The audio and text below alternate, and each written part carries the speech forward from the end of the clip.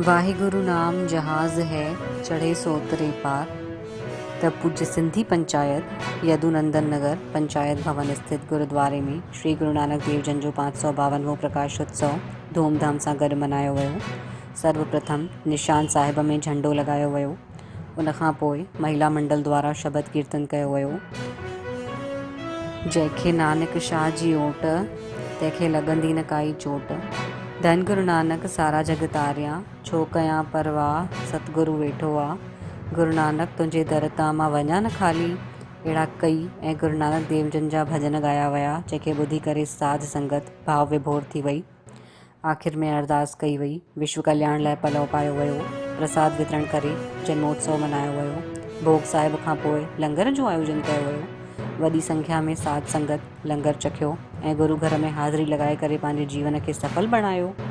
हिन अवसर ते पूज्य सिंधी सेंट्रल पंचायत जा अध्यक्ष ऐं सम्माननीय सदस्यनि वार्ड पंचायत जा अध्यक्ष ॼणा उपस्थित हुया।